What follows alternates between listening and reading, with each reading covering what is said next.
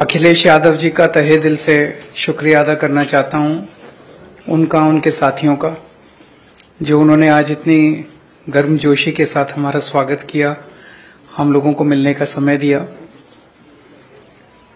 अभी उनके साथ काफी लंबी बातचीत हुई। बातचीत का विषय आप लोग जानते ही हैं कि दिल्ली के लोगों ने बहुत लंबा संघर्ष करके, दिल्ली के लोग वोट डालते हैं, वोट डाल के एक सरकार चुनते हैं और उम्मीद करते हैं कि वो सरकार उनके सपनों को, उनकी जरूरतों को पूरा करेगी। और यही हमारा संविधान कहता है, यही भारतीय जनतंत्र है। लेकिन 2015 में जब हमारी सरकार बनी थी दिल्ली में, तो फरवरी में हमारी सरकार बनी और मई के महीने में मात्र 3 महीने बाद मोदी सरकार ने एक नोटिफिकेशन जारी करके हमारी सारी शक्तियां छीन ली। ब्यूरोक्रेट्स के ऊपर जो कंट्रोल होता है एक चुनी हुई सरकार का, अफसरशाही के ऊपर, ऑफिसर्स की ट्रांसफर पोस्टिंग, कोई ऑफिसर काम ना करे तो उसकी डिसिप्लिनरी प्रोसीडिंग्स, गलत काम करे, भ्रष्टाचार करे, उसके खिलाफ एक्शन, नई पोस्ट क्रिएट करना, रेगुलराइजेशन करना, ये सारी जितनी भी शक्तियां थी वो सारी शक्तियां उन्होंने एक नोटिफिकेशन जारी करके छीन ली दिल्ली सरकार से, आम आदमी पार्टी की सरकार से। उसके बावजूद हमने काफी काम किया और इतना काम किया कि अगली बार फिर हम भारी बहुमत से जीते। 70 में से 62 सीट आई हम लोगों की। लेकिन 8 साल की कोर्ट कचहरी की लड़ाई के बाद 11 मई को सुप्रीम कोर्ट की संविधान पीठ ने, कॉन्स्टिट्यूशन बेंच ने 5-0 से फैसला दिया कि सारी शक्तियां चुनी हुई सरकार के पास होनी चाहिए। अगर चुनी हुई सरकार के पास अफसरशाही पे कंट्रोल करने की शक्तियां नहीं होंगी तो वो सरकार काम नहीं कर सकती, चुनी हुई सरकार काम नहीं कर सकती, और ये संविधान के खिलाफ है। बहुत क्लियर ऑर्डर था, स्ट्रांग ऑर्डर था। हमें अपना अधिकार, दिल्ली के लोगों को अपना अधिकार पाने में 8 साल लग गए, लेकिन मोदी जी को 8 दिन लगे। 11 मई को सुप्रीम कोर्ट का ऑर्डर आया और 19 मई को प्रधानमंत्री जी ने अध्यादेश पारित करके सुप्रीम कोर्ट के ऑर्डर को कैंसिल कर दिया, पलट दिया। 19 मई को क्यों किया? 19 मई की शाम को 5 बजे सुप्रीम कोर्ट बंद हो गया, वेकेशन हो गई सुप्रीम कोर्ट की। 5 बजे वेकेशन हुई, रात को 10 बजे रात के अंधेरे में मोदी सरकार ने अध्यादेश जारी करके सुप्रीम कोर्ट का ऑर्डर कैंसिल कर दिया। यही दिखाता है कि उनके दिल में काला था।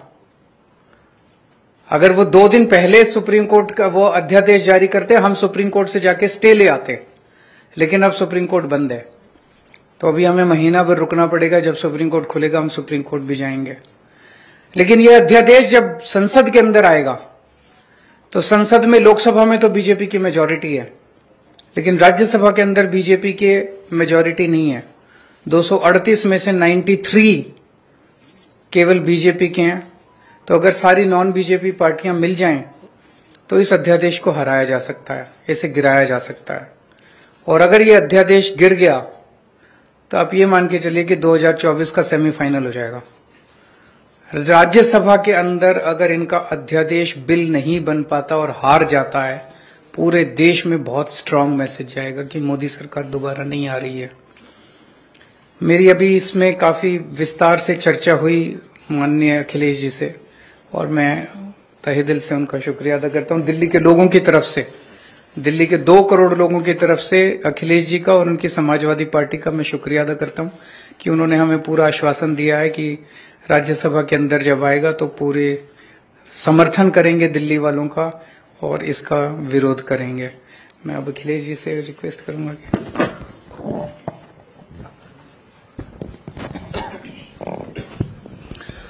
बहुत बहुत धन्यवाद। समाजवादी पार्टी के अध्यक्ष और मेरे साथ लोकसभा में 2019 से मेरे साथी रहे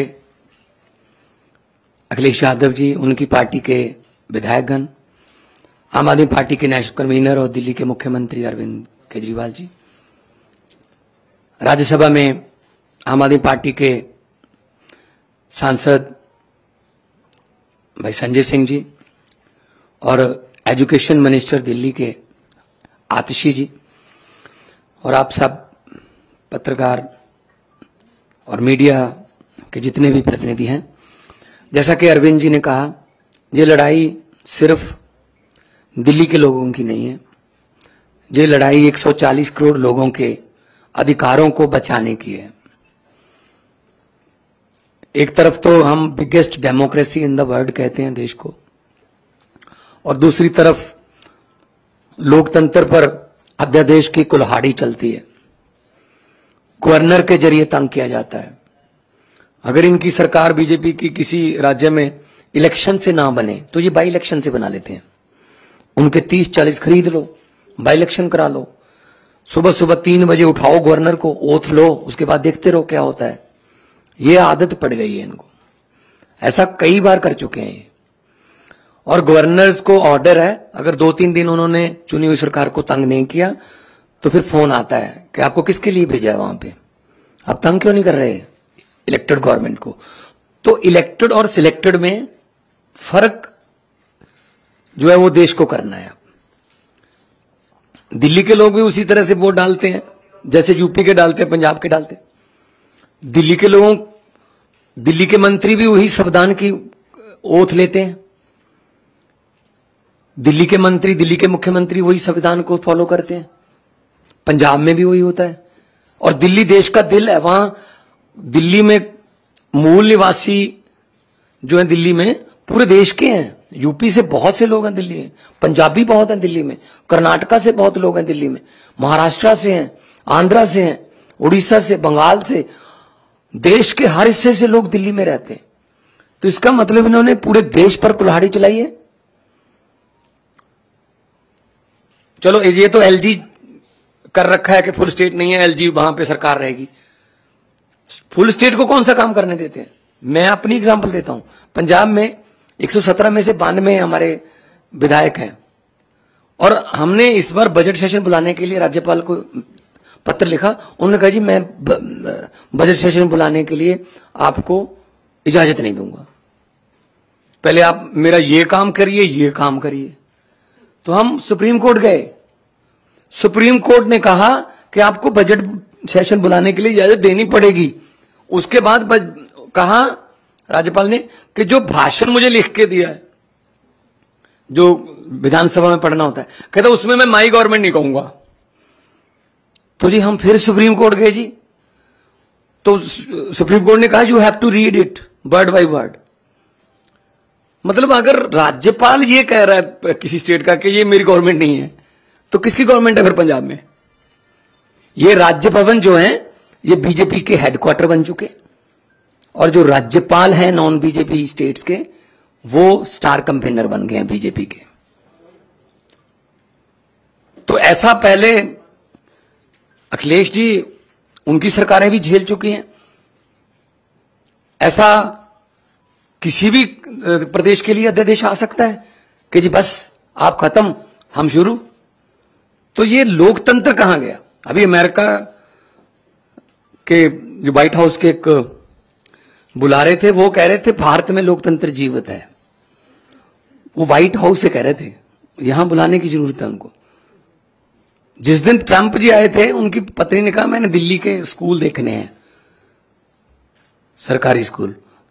तब स्कूल कौन से दिखाए गए, केजरीवाल वाले, एमसीडी वाले नहीं दिखाए गए, क्योंकि उनको पता था क्या हाल चाल। तो ऐसे मतलब आप सबको साथ लेके चलिए, सबका साथ सबका विकास। जो जहां चुना गया है उसकी साथ दो। सेंट्रल सरकार के पास शक्तियां हैं, वो राज्यों के अधिकार क्यों छीन रहे हैं। हमारा आरडीएफ का पैसा नहीं दिया अभी तक, हमारा जीएसटी रोक रखा है अभी तक, हमारा नेशनल हेल्थ मिशन का पैसा रोक लेते हैं। हम ये पैसे नहीं देंगे, ये नहीं देंगे, ये नहीं देंगे। ये सरकारें चलती हैं ऐसे क्या। तो ये बहुत ही फेडरल स्ट्रक्चर के लिए बहुत खतरनाक है। और समाजवादी पार्टी आंदोलन से, जेपी आंदोलन से निकले हुए नेता इसमें हैं, और उन्होंने तो बहुत संकट देखे हैं देश पर।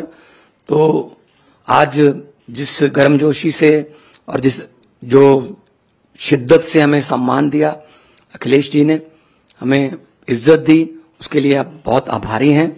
और हमें उम्मीद है कि लोकतंत्र की जो लड़ाई लड़ने के लिए हम इनका साथ लेने के लिए आए हैं, उस लड़ाई में हमारा साथ देंगे। और इस लड़ाई से कोई भगवंत मान, कोई केजरीवाल या कोई अखिलेश जीतेगा नहीं। इस लड़ाई में जीतेगा तो देश की 140 करोड़ जनता जीतेगी। जी अखिलेश भाई।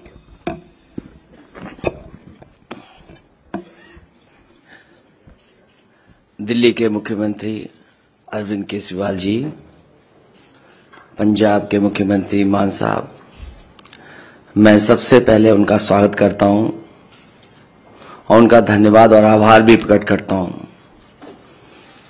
मैं उनको भरोसा दिलाता हूं कि दिल्ली का अध्यादेश जो आया है वो एंटी डेमोक्रेटिक है। इस ऑर्डिनेंस की जो सोच है वो एंटी डेमोक्रेटिक है। मैं आपको भरोसा दिलाता हूं कि समाजवादी पार्टी का पूरा साथ आपके साथ है।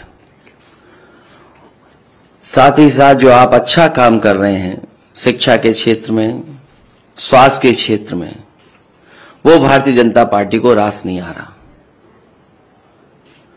अच्छे काम को बिगाड़ने का काम देश में अगर कोई काम कर रहा है तो वो भारतीय जनता पार्टी है। और आपके अच्छे काम को और अच्छी सोच को देख करके घबरा रहे हैं। उन्हें लग रहा है कि दिल्ली की जनता कहीं साथ बढ़ते सन्नाटा न कर दे बीजेपी को, इसलिए आपके खिलाफ ये ऑर्डिनेंस लाया है। मैं आपका सहयोग करूंगा, साथ दूंगा।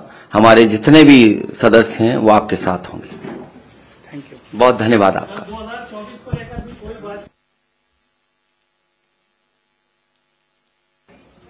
आज उसके बारे में कोई बातचीत नहीं हुई। आज हमारी इस अध्यादेश के बारे में बातचीत हुई। बाकी हम सब लोग साथ हैं। देश को बचाने के लिए हम सब लोगों को मिलकर जो भी करना पड़ेगा हम सब करेंगे।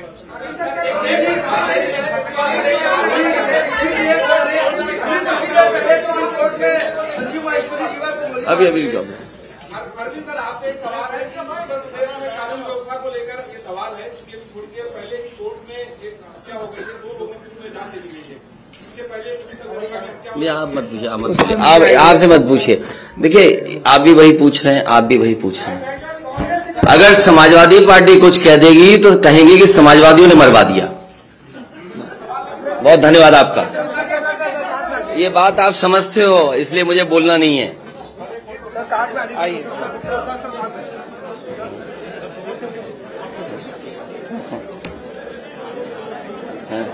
Thank you.